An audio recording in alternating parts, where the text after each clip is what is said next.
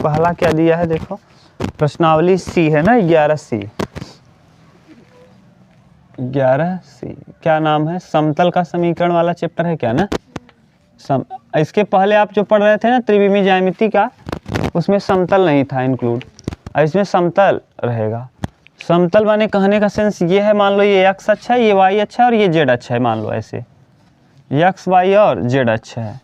यहाँ कोई समतल कट करेगा ऐसे,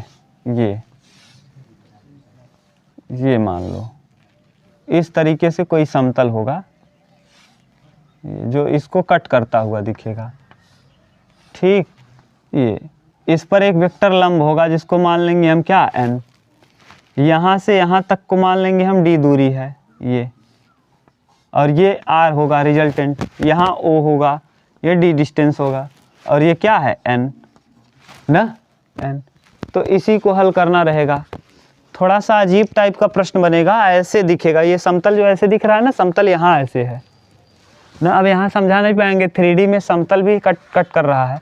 तो 3-4 सूत्र हैं, हम सूत्र को लिख दे रहे हैं और उसी से रिलेटेड आपको फार्मूला बता दे रहे हैं, काम हो जाएगा। तो यानी समतल का समीकरण, समतल का समीकरण, समतल का समीकरण।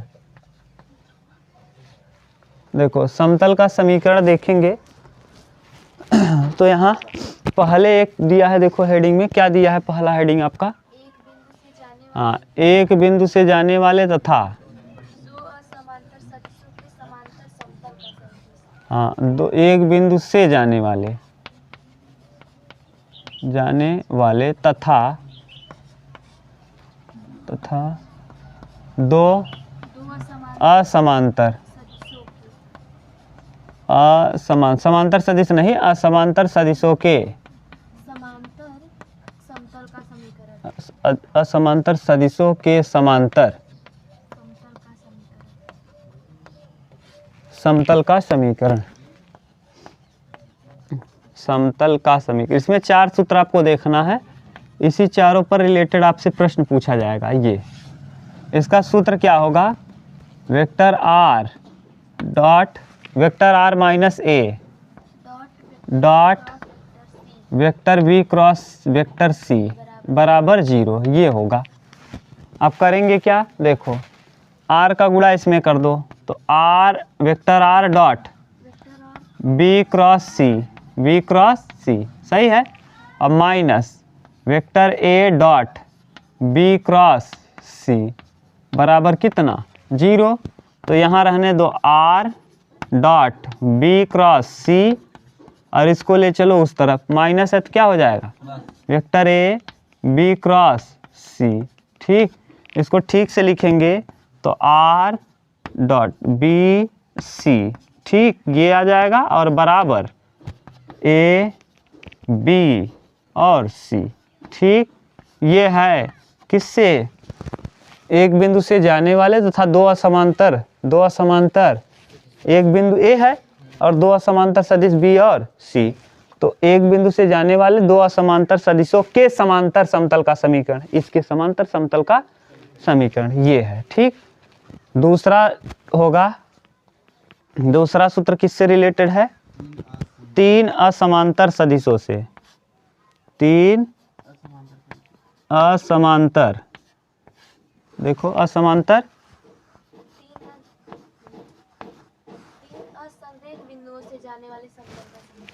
यही है, लिखवाए होंगे, देखो 3 असंरेख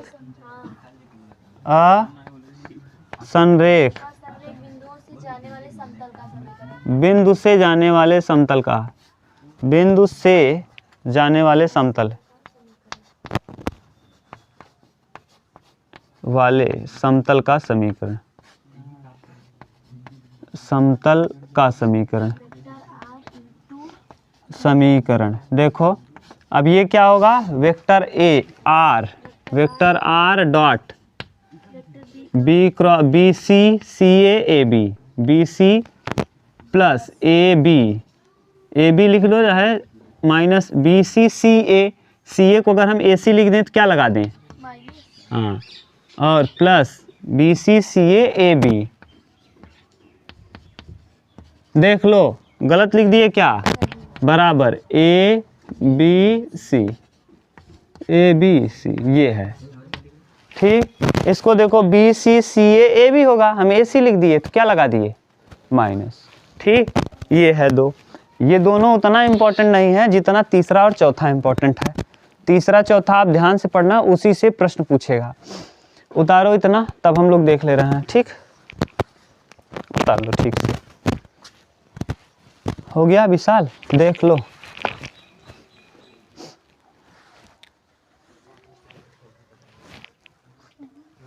मिटा दो, चलो अगला देखो। अब जो करने जा रहे हैं ना, जो अभी इमेज बनाए थे ना इस सृष्टि, वही वाले से रिलेटेड है जो अभी इसके पहले इमेज बना के दिखाए थे समतल का। अब देखिए अगला है 3 नंबर, क्या, हाँ एक बिंदु ए से जाने, एक बिंदु ए से जाने वाले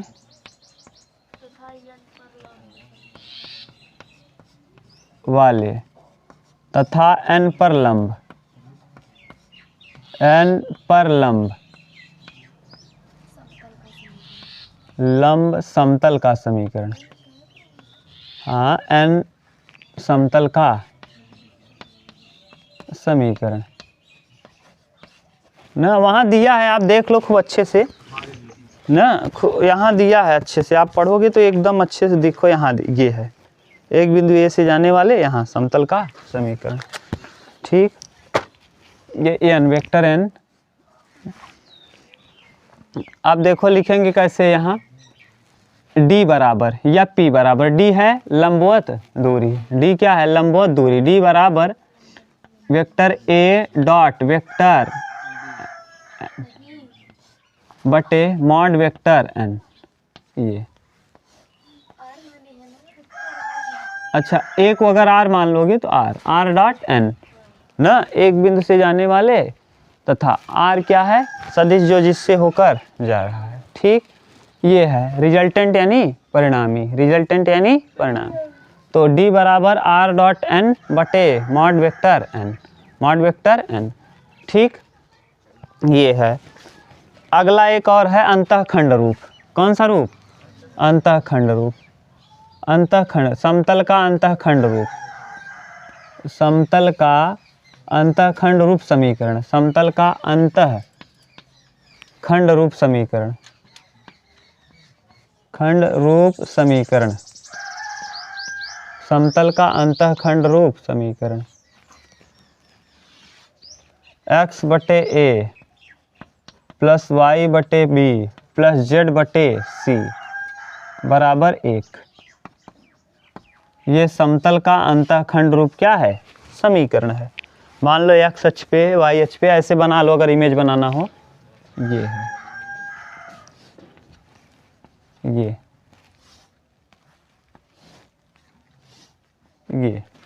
यहाँ पे कट कर रहा है।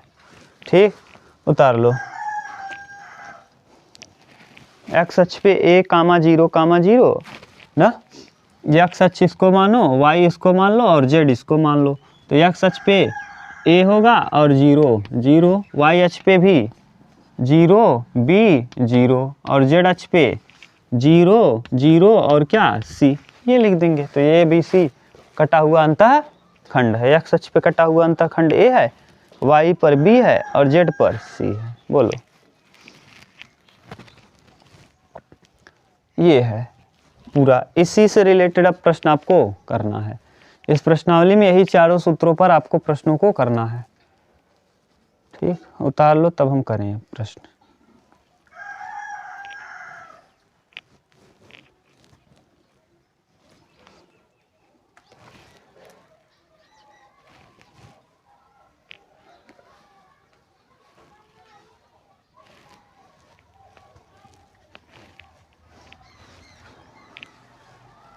चलो देखो 11C में देखिए, निम्नलिखित प्रश्नों में से प्रत्येक के समतल के अभिलंब की दिक् कोसाइन और मूल बिंदु से दूरी, d पूछा है, मूल बिंदु से दूरी d, और क्या पूछा है दिक् कोसाइन। दिक् कोसाइन क्या होता है l, l बराबर या m बराबर या n बराबर, या अभी पुराना ही है। l बराबर होता है a बटे अंडर रूट में a square b square c square, m बराबर b बटे अंडर रूट में, याद तो है a b c, तो यहाँ नहीं दिया है। प्रश्न पहला क्या दिया है, z बराबर 2 दिया है। z बराबर कितना 2, ये दूरी है, अभी लिखे थे आप अंतःखंड रूप में। तो ये देखो यहाँ कौन कौन नहीं है, 0x 0y प्लस 0z बराबर कितना 0z नहीं z केवल, यहाँ z है। ठीक, इसके साथ लगा हुआ a बराबर 0, a बराबर कितना, b बराबर और c बराबर 1, और यहाँ d है कितना 2। ठीक, आपसे पूछा है l दिक कोसाइन, तो l बराबर a स्क्वायर, 0 का स्क्वायर 0 और बटे तीनों का वर्ग करके रखोगे 0 ही आएगा। m बराबर 0 और n बराबर 1 बटे 1 यानी 1। करें क्या, a स्क्वायर a बटे अंडर रूट में a square b square c square, a 0 है तो पूरा 0 हो जाएगा, ऐसे b 0 है तो पूरा 0, जबकि n बराबर होगा c स्क्वायर मतलब 1 का स्क्वायर और बटे 0 का स्क्वायर प्लस 0 का स्क्वायर प्लस 1 का स्क्वायर, कितना आ जाएगा 1। और d दूरी निकालना है, मूल बिंदु से दूरी, d बराबर d बटे मूल बिंदु से दूरी, तो दूरी d बटे अंडर रूट में वही सब का वर्ग 2 अपान अंडर रूट में 0 का वर्ग 0 यानी 2 अपान अंडर रूट 1, यानी क्या आ जाएगा 2, यही आ जाएगा। तो उत्तर क्या क्या देगा, दिक कोसाइन होगा 0 0 1 और मूल बिंदु से दूरी होगा 2, मूल बिंदु से दूरी 2 और दिक कोसाइन डिस्टेंस दूरी मूल बिंदु से 2 और दिक कोसाइन आएगा 0 0 1। बोलो कहीं दिक्कत हो तो। हाँ d वाला है ना 2 और बटे अंडर रूट पूरा, मूल बिंदु से दूरी d बटे under root a square b square c square, लिख दें क्या, दूरी मूल बिंदु से दूरी d बटे अंडर रूट में a square plus b square plus c square ना, ये यही अचर पद 2 है। अब बताओ इसमें से एक और बता दें जो कहो, दूसरे का कोई और कर लो, पहले का a है ये, अब और बोल दो कौन सा कर लें। हाँ c, पहले का c देख लो, 2x plus 3y minus z बराबर 5। ठीक, देखो ax plus by plus c बराबर d है, तो यहाँ d का वैल्यू 5 है, a बराबर 2 है, b बराबर 3 है और c बराबर -1 है, d बराबर 5 दिया है। अब आपसे पूछा है मूल बिंदु से दूरी, तो निकाल दो l पूछा है, l 2 बटे अंडर रूट में 2 दूना 4 3 तियाँ 9 और 1 9 1 10 4 14, यानी 2 रूट में 14, ये आ गया। अब ऐसे ही m का वैल्यू 3 रूट में 14 आएगा और n का वैल्यू -1 बटे अंडर रूट 14 आएगा, और दूरी मूल बिंदु से दूरी कितना आ जाएगा, तो मूल बिंदु से दूरी 5 बटे अंडर रूट 14 हो जाएगा। बोलो कहीं दिक्कत तो नहीं, सिंपल प्रश्न है ना, आराम से कर पाओगे। बोलो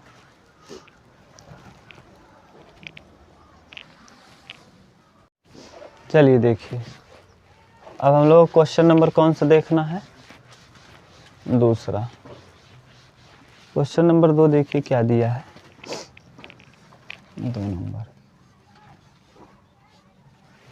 2 नंबर कह रहा है मूल बिंदु मतलब a बराबर मान लो 0i 0j 0k, मूल बिंदु यही है, और b बराबर 3 बिंदु दिया है, b बराबर i j k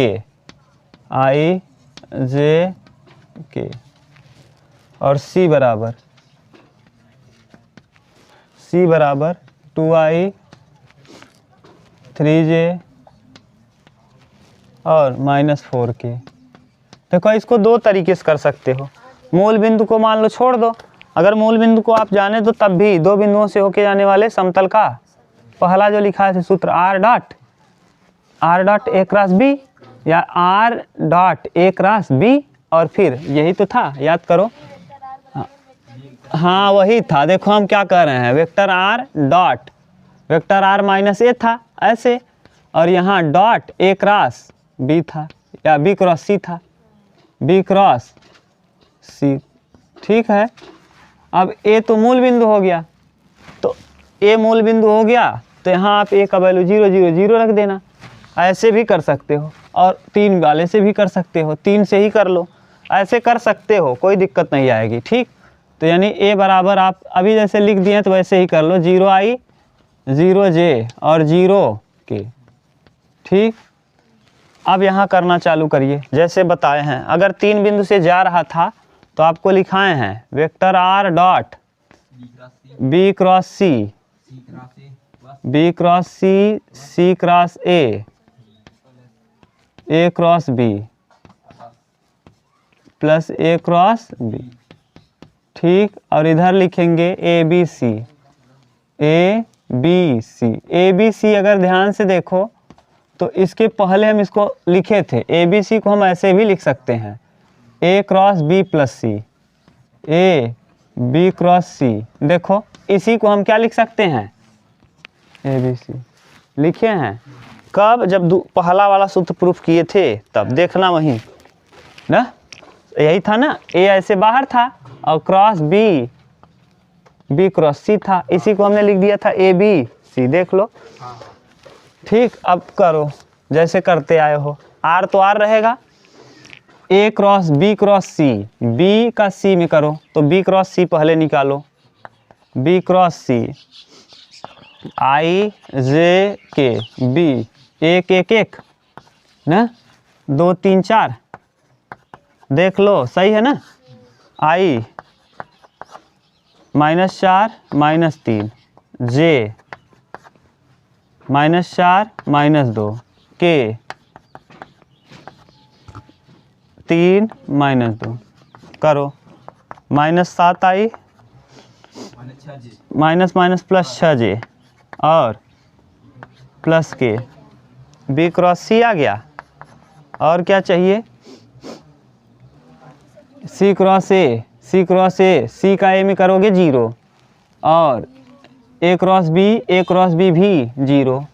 अब आ जाएगा बी क्रॉस सी, अब यहाँ रख दो सूत्र में, जब सूत्र में रखेंगे तो आर डॉट ये वाला पूरा हल करोगे तो बी क्रॉस सी बचेगा, ये और ये क्या होगा 0, तो बी क्रॉस सी का वैल्यू माइनस में 7 आई, ठीक, प्लस 6j और प्लस के बराबर A dot B cross C, A dot B cross C, A B C को A dot B cross C लिखेंगे, ए का वैल्यू 0 और बी क्रॉस सी का वैल्यू यहाँ आया, 0 का गुणा करोगे तो क्या आ जाएगा 0। देखो क्या दिया है,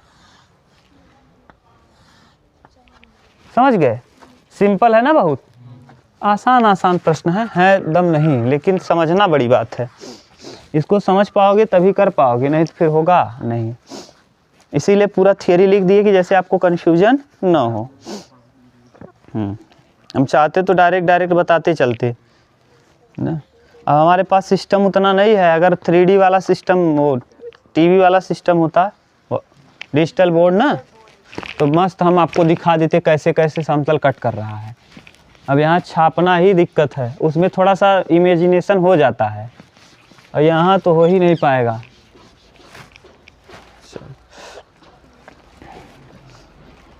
अगला देखिए, तीसरा क्वेश्चन नंबर 3, उस समतल का समीकरण ज्ञात कीजिए जो बिंदु 7 मात्रक दूरी का है और इतने पर लंब है। अभी आप किए थे, d बराबर दिया है, d बराबर कितना दिया है 7 मात्रक दूरी दिया है, 7 मात्रक, ठीक, और वेक्टर n दिया है, n बराबर दे दिया है 2i, बोलो 2i, अच्छा 3i प्लस 5j और माइनस 6k। याद करो अभी लंब वाला जो कंडीशन बताए थे वही वाला सदिश ना, जो अभी बताए थे डी n उस पे लंब था।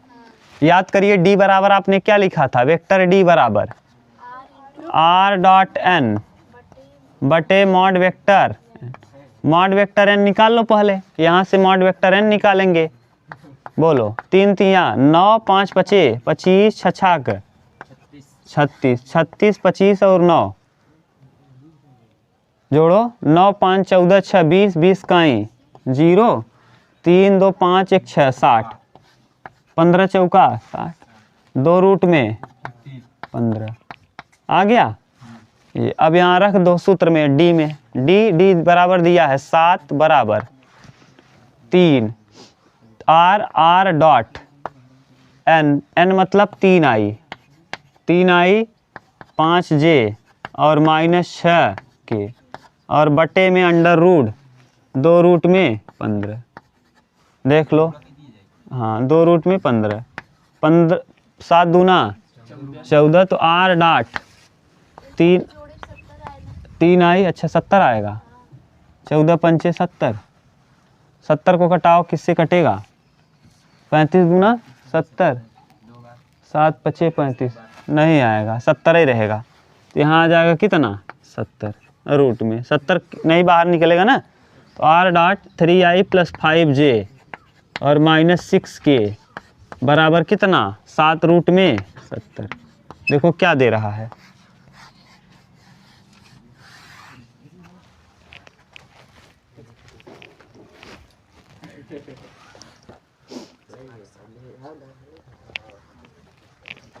ठीक, उतार लो। ये क्वेश्चन नंबर कौन सा था, तीसरा था। चौथा देखो इसका क्वेश्चन नंबर 4। उस समतल का समीकरण ज्ञात कीजिए जो बिंदु मूल बिंदु से 10 इकाई दूर है और सदिश इतने पर लंबवत है। बताओ कर पाओगे?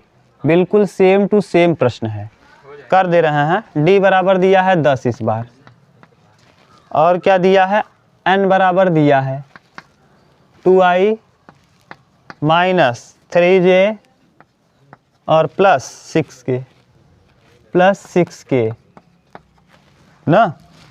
बता दो, आराम से बता पाओगे। चौथा खूब अच्छे से बता सकते हो। कैसे? यही सूत्र लगा दो, डायरेक्ट हम लगा रहे हैं। डी बराबर 10 बराबर आर डॉट एन एन की जगह 2i - 3j और +6k और बटे 2 दूना 4 3 तिया 9 6 छाक 49 7 आ जाएगा। तो 10 सत्ते आर डॉट 2i - 3j और +6k बराबर कितना 7 धम्मा 70। ये 7 बाहर निकलेगा और 70। तो ये देखो आ जाएगा क्या प्रश्न का आंसर। ठीक, चौथा उतार लो। चलो हो गया। अब अगला देखिए, 3 बिंदु से होके जाने वाले समतल का समीकरण। देखो 3 बिंदु से होके जाने वाले का आप i j k मान करके, जैसे अभी किए थे r dot b cross c cross a cross b ना बराबर a b c, उससे कर सकते हो। एक तरीका और भी है, पहले आप इसको देख लेना कहीं ये तीनों बिंदु संरेख तो नहीं है। अगर संरेख हो जाएगा तो समतल का समीकरण निकलेगा ही नहीं। तो सबसे पहले दिए गए बिंदुओं को लिखो। दिया गया बिंदु क्या है, 5वां क्वेश्चन है ना, क्वेश्चन नंबर 5। बोलो क्या क्या बिंदु दिए हैं। 1 1 -1, अगला 6 4 माइनस में 5, और अगला -4 -2 3। ठीक, अब देखिए करेंगे क्या। पहले आप इसको ना देखो, संरेख तो नहीं है। संरेख मतलब एक ही रेखा में रहेगा ना, तो इसका जो सारणी का मान हो जाएगा वो 0 हो जाएगा। संरेख ऐसे सारे, हाँ ऐसी सारणी इसका मान क्या हो 0, उसे संरेख कहते हैं। तो पहले संरेख के लिए देखो x1 y1 z1, x2 y2 z2, x3 y3 और z3। ये देखो, अगर आप देखो ना तो लास्ट वाला उदाहरण है इसी पे, बिल्कुल सेम लास्ट वाला उदाहरण। अंतिम उदाहरण देखो बिंदुओं पे ही है, 1 1 -1। देख लो आप 6 4 -5 ना, जहाँ प्रश्नावली शुरू है उसके पहले वाला उदाहरण देखो, एकदम यही है ना, मिला। हाँ उदाहरण ही है। ठीक, अब देखो, अब करो 1 लोगे तो यहाँ 4 दू तिहाई 12 और 5 दूना 10, -10, -1 लोगे, इसको छोड़ोगे 6 त्रिक 18 और -20, और फिर -1 लोगे, फिर इसको छोड़ोगे 6 दूना 12 -12 और 4 चौक 16 +16। ठीक से करो, 2 माइनस प्लस 2 और यहाँ 16 में से 12 4, अब 4 16 में से 12 जाएगा 4, 4 एक क्या 4, -4, -4 + 4 0, क्या आ गया 0। इसका मतलब ये क्या है, संरेख हैं। तो संरेख है तो इसका समीकरण समतल का नहीं आएगा, नहीं आएगा। उत्तर देखो क्या दिया है, नहीं दिया होगा, क्योंकि संरेख हो गया तो इसका समीकरण संभव। अगर सही किए होंगे हम लोग तब, और बिंदु सही लिखे होंगे तब, और नहीं सही लिखे होंगे तो आएगा उत्तर। ठीक, समझ गए, ये है, उतार लो, आसान हो गया। ऐसे ही आ जाए पेपर में, आज ज़्यादा करे ना पड़े। और नहीं, अगर ये संरेख न होता तब बड़ा कहानी लिखता, x - x1, y - y1, z - z1, x2 - x1, y2 - y1, z2 - z1। देखो दिया होगा उसी में। और x3 - x1, y3 - y1 और z3 - z1, यानी z1 x1 सब में घटाना है। समझ गए, x में एक बार घटाना है, एक बार x2 में घटाना है, एक बार x3 में घटाना, ये सूत्र हो जाता। देखो x लिखते, x2 लिखते, x3 लिखते। ठीक, यहाँ भी x1 घटाते, यहाँ भी x1 घटाते, यहाँ भी x1 क्यों नहीं लिखे, क्योंकि यहाँ देखो घट रहा है, x, x2, x3, x के बाद x1 आना चाहिए, नहीं लिखे क्यों, क्योंकि सब जगह ऐसे ही y लिखते और फिर y लिखते या y2 लिखते और यहाँ y3 लिखते, और कौन किसको घटाते, y1 y1 y1, और फिर z z2 और z3, यहाँ z1 z1 z1। ठीक, अब यहाँ x आपको पता ही है, x को x रहने देते, y को y रहने देते, z को z, और ये सब बिंदु x1 y1 z1, x2 y2 z2, x3 y3 z3 यहाँ रख देते, हल हो जाता। लेकिन संरेख न होता तब, संरेख रहेगा तो यहीं छोड़ देंगे। ठीक, उतारो। चलो देखो 5वें का b कर लो ना, 5वें का क्या, b वाला, यहाँ 5वें का b करो तब आपको क्लियर हो जाए दिमाग में, वो संरेख नहीं होगा। b बोलो रितु, 1 1 0 बिंदु दिया है, 1 1 0 1 2 1 1 2 1 -1, ऐसे देख लो, सही है। उतारा है लड़के, बात मत करो भैया, विशाल बात मत करो, यहाँ माइनस जल्दी करोगे ना, जल्दी जल्दी ख़त्म हो जाएगा। अब लास्ट चैप्टर देखो, इतना टाइम ले रहा है, टाइम भी बचा नहीं है एग्ज़ाम के लिए। 2 1 क्या 2, -2, फिर यहाँ 1 लेंगे -1, इसको छोड़ेंगे तो 1 1 क्या 1 -1, 2 1 क्या 2 +2। ठीक, और इसको लेंगे ही नहीं, 0 हो जाएगा। यहाँ 2 2 -4, यहाँ 2 में से 1 जाएगा 1 -1, सही है, माइनस माइनस +1, तो क्या आ जाएगा -3 आ गया। इसका मतलब 0 के बराबर नहीं है, इसका मतलब ये संरेख नहीं है। अगर संरेख नहीं है तो सूत्र ये बता दिए हैं, रखो x - x1, x1 का वैल्यू बताओ 1, y - y1, y - y1, y1 का वैल्यू 1, z - z1 0, तो यानी z हो जाएगा। कैसे, 2 में से 1 जाएगा, अच्छा -5, सॉरी -5 बस।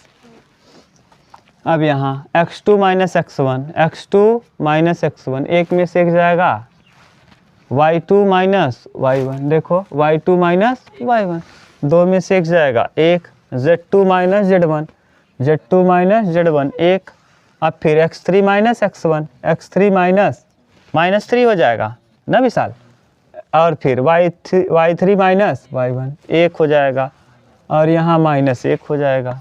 अब हल कर पाओगे इसको आराम से, यहाँ लिखेंगे क्या, x माइनस 1।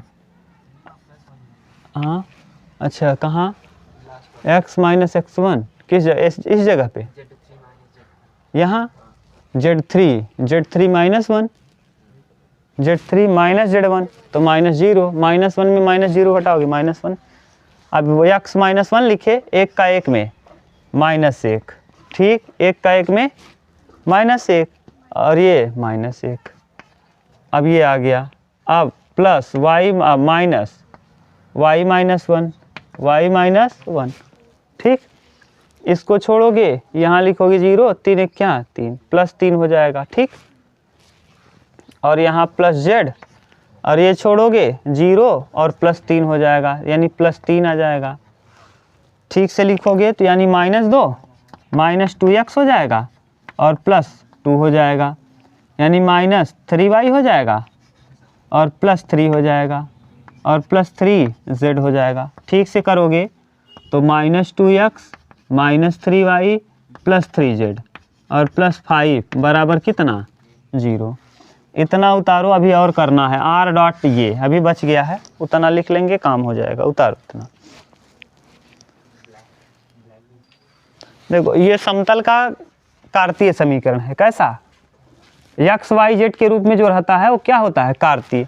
तो ये समतल का कार्तीय समीकरण, अगर सदिश समीकरण दिया होगा ना, ये कैसा समीकरण है, कार्तीय समीकरण। x y z में आप करते आओ शुरू से ही, i j k लगा रहता था तो सदिश समीकरण होता था, और x y z लगा रहता था तो कार्तीय। तो ये समतल का कार्तीय समीकरण है। अगर सदिश समीकरण लिखा होगा ना तो r dot, vector r dot minus में 2i, माइनस में 3j और प्लस में 3k, और ये ले जाओगे कहाँ 5 को उस तरफ, -5। ये समतल का कौन सा समीकरण हो जाएगा, समतल का सदिश समीकरण। कौन सा दिया है, समतल का सदिश। मान लो कभी घुमा के पूछ ही लिया तो कर पाओगे, ये लिख देना, समतल का सदिश हो जाएगा। और ये कैसा समीकरण है, कार्तीय समीकरण। अगर x y z में है तो समझ जाना कार्तीय समीकरण है, और अगर ऐसे दिया है तो सदिश। केवल i j k जोड़ देना, यहाँ i j k और r डॉट करके लिख देना।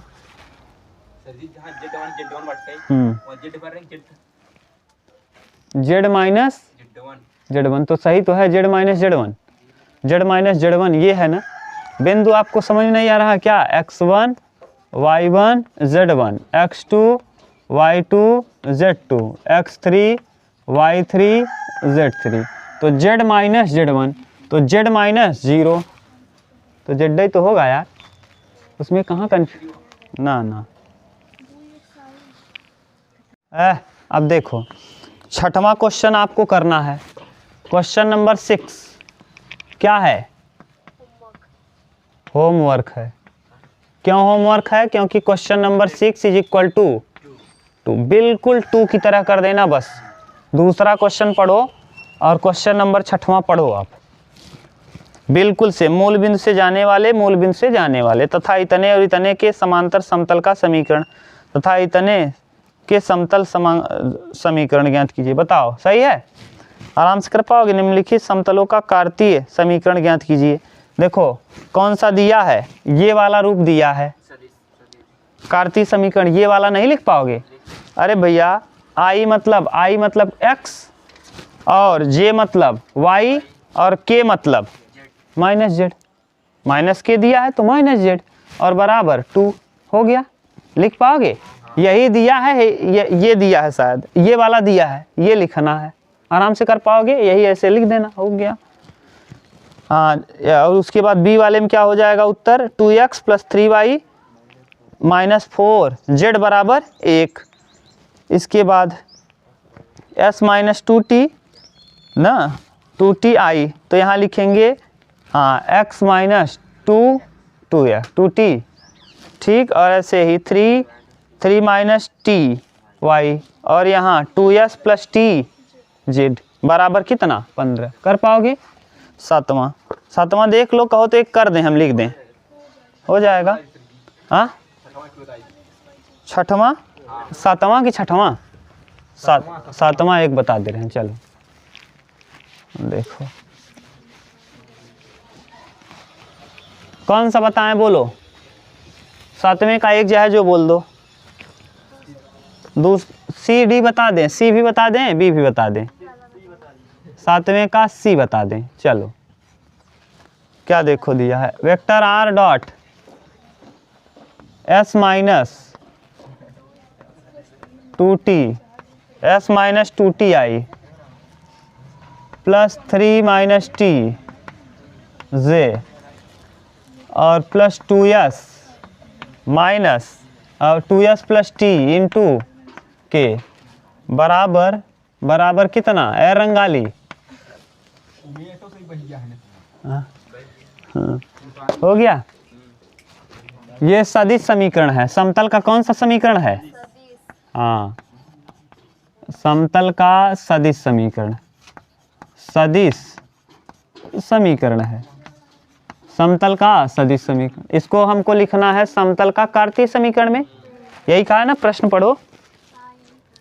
निम्नलिखित समतलों का कार्तीय समीकरण। तो कार्तीय समीकरण यानी एक्स वाई जेड में कुछ मत करो, यस माइनस समतल का कार्तीय समीकरण, समतल का कार्तीय समीकरण बराबर समीकरण। देखो कैसे लिखेंगे, s minus 2t S minus 2t x plus 3 minus T और क्या y और प्लस 2s प्लस टी और क्या z बराबर कितना, यही क्या हो जाएगा बताओ। इसमें इतना क्या दिमाग लगाना है भाई।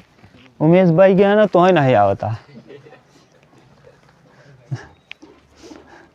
हाँ कहता ना उमेश भाई गया ना, नहीं खुद ही नहीं आवता, इतना छोट कर। अब कई ले बा, ठीक बा, अब करके आना आप लोग ना। अब आगे हम लोग कल करेंगे, कल या परसों, कल कर लेंगे और परसों 2 दिन में ख़त्म हो जाएगा ना। चलो ठीक, कि और बता दें काक, हो जाएगा करके आना।